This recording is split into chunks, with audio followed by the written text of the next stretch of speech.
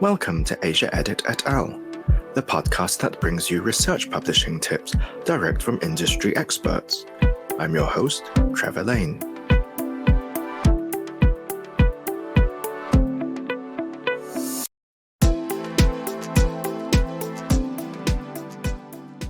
Hello, in this podcast, we'll hear about how an international peer-reviewed journal selects manuscripts for publication.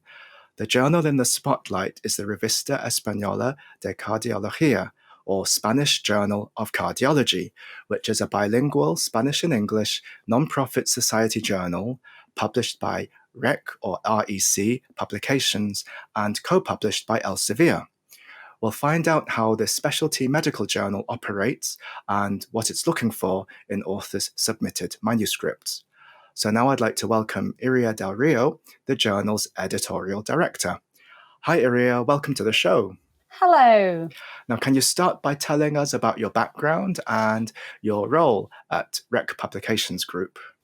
Well, my background is quite varied. You see, I have a BA degree in journalism, a BA degree in English studies, and a master's degree in tourism management.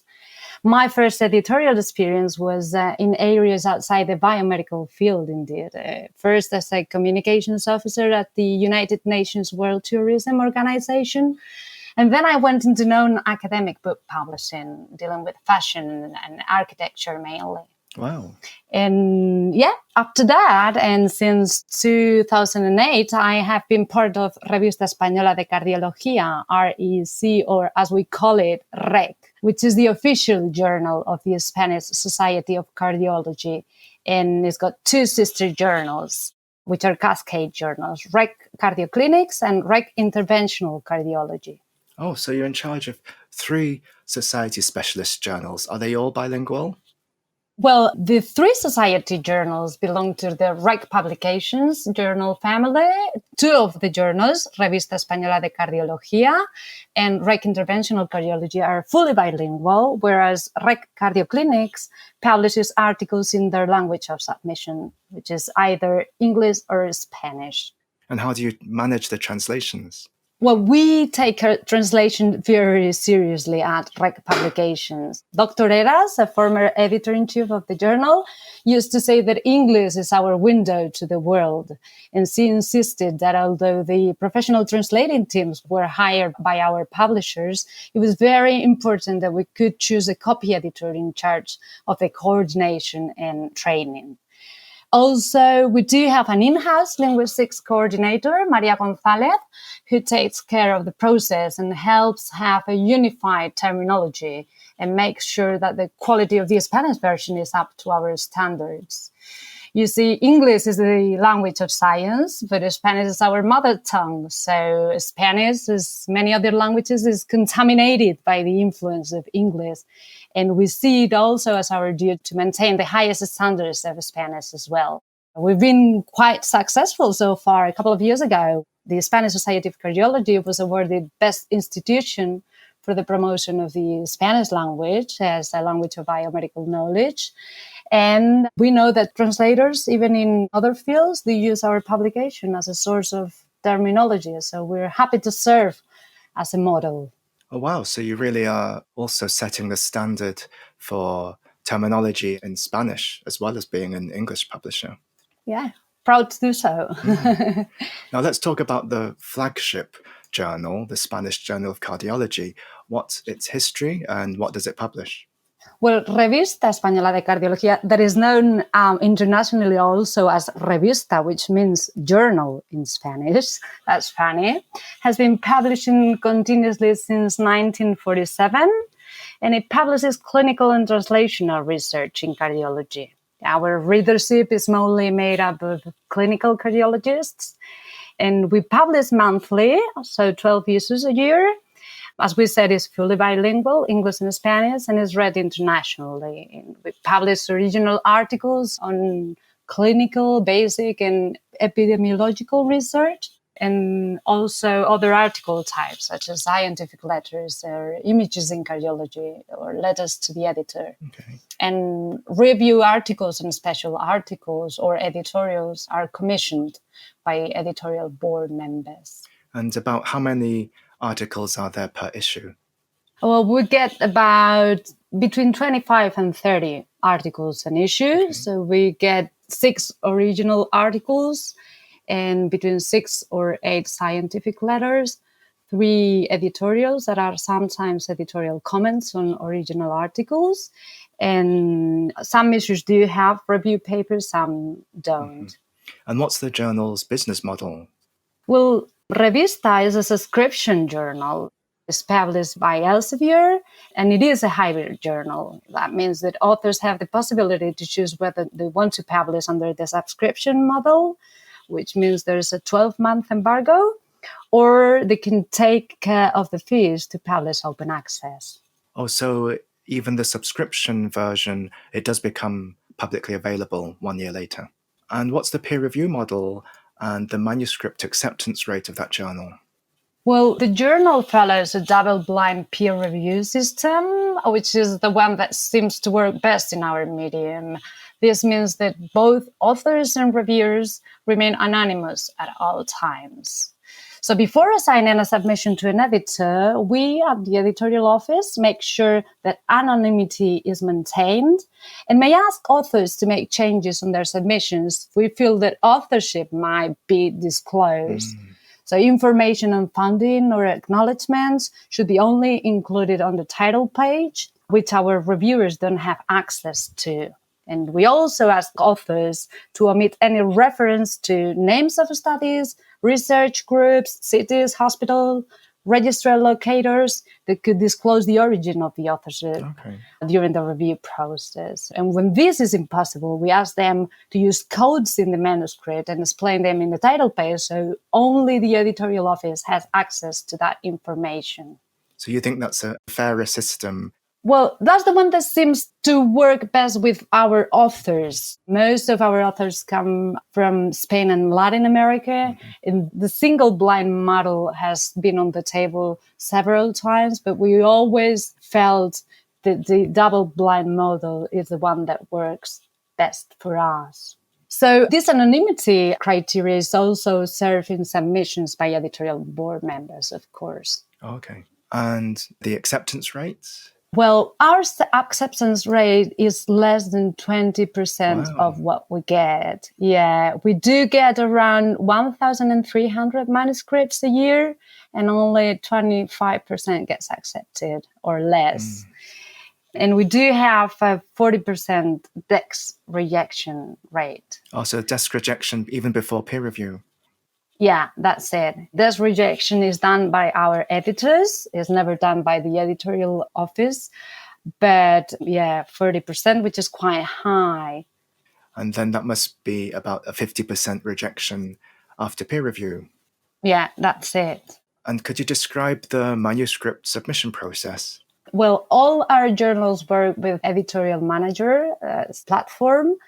So when we receive a manuscript via editorial manager, first thing that we do at the editorial office is checking that the manuscript meets our publication requirements for the given article. So they differ if it's an original article or a scientific letter or other types. So should the paper not meet the specifications, it will be returned to the author for modifications before the editorial process begins. Once the article meets our requirements, it is assigned to an editor who then decides whether sending the submission to external peer review or not, as we mentioned earlier.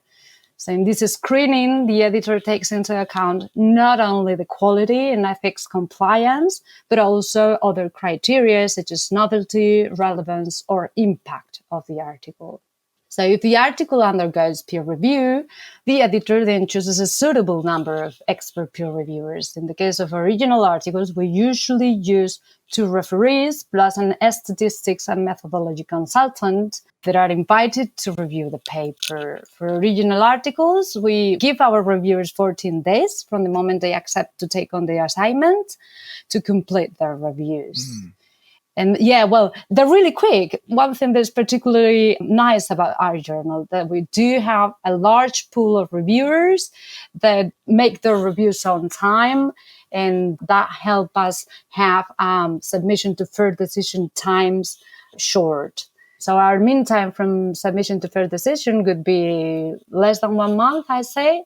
And the whole process, that depends very much on how many revisions per paper and how long it takes the authors to respond to reviewer suggestion, could be 3 to 4 months. That's quite standard for society journals. Now, as the editorial director, what common author errors do you see? Well, I'd say that one of the mistakes that we see often and that may lead to this rejection is the lack of internal coherence in a text. Sometimes this, we know, comes as a result of having different authors writing or making amendments to the different parts of the text, or even cutting down the word count to meet submission criteria. Also, mixing up different tenses in the manuscript may make it difficult for a reviewer to understand the manuscript, and this may lead to rejection.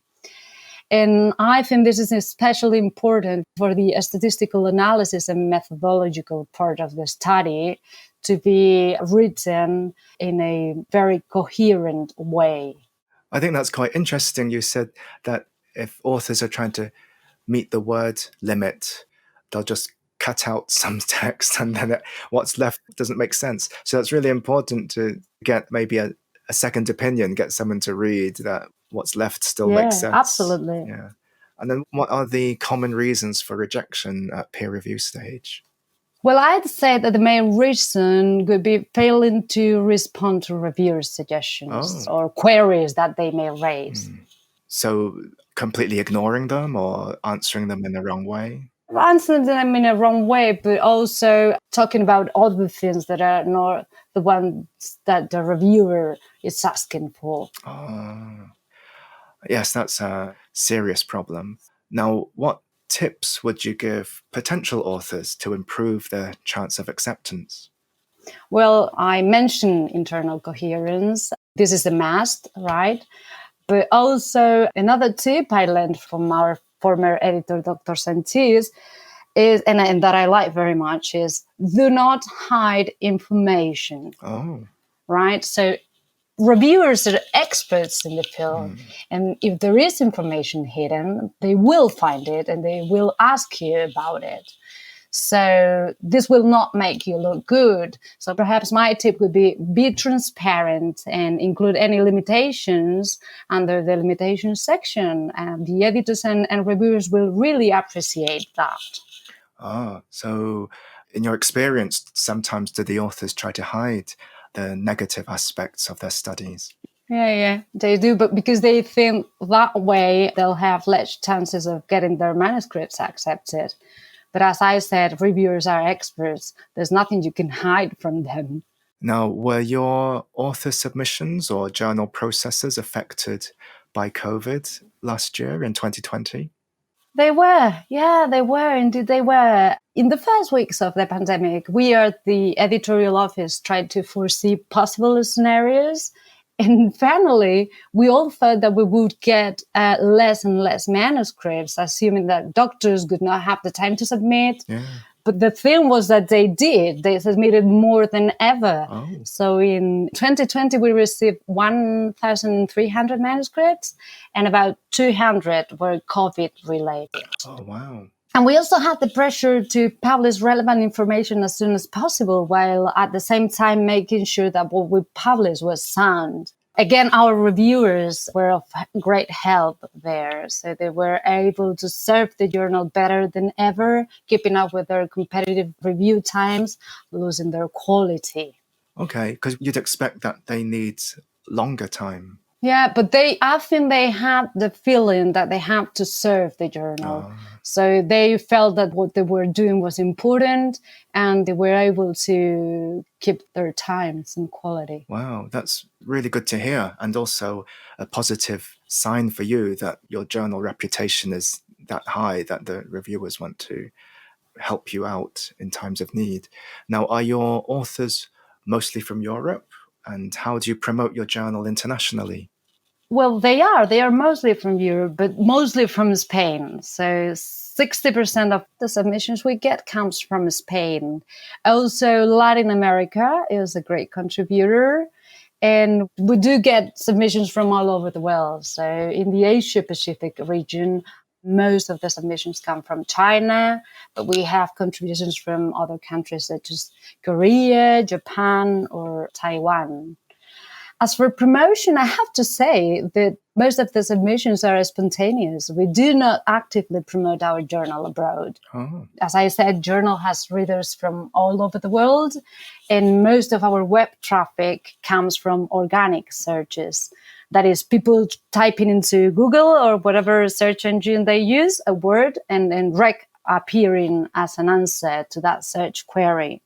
Ours is a well-reputed and established journal, almost 75 years old next year, and ranging between Q1 and Q2 in the cardiac and cardiovascular journals category of the journal citation reports. And I guess this is a great marketing for the journal.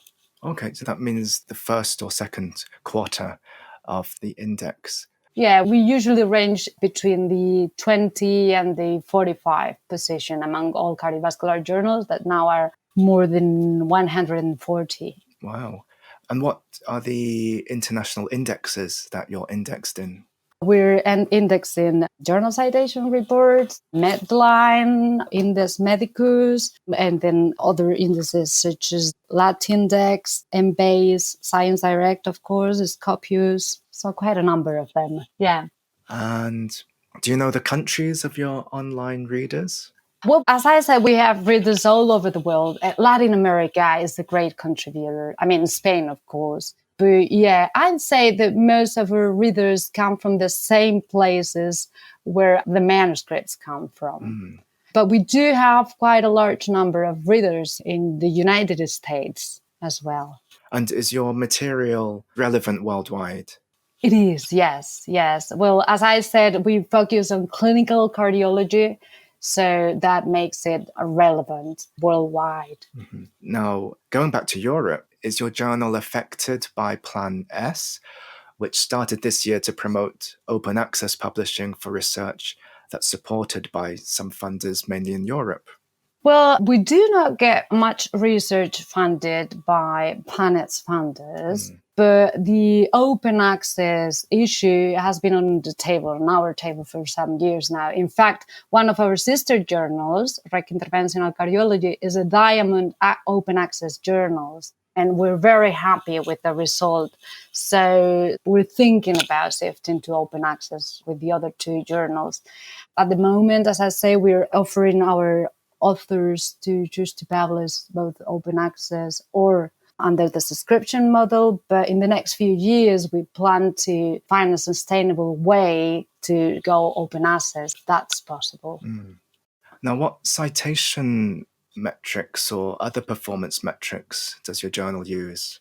Well, the journal citation reports, I have to say, is our main metric. But that is because it's the most widely demanded by our authors. They need it for their academic promotion or professional career.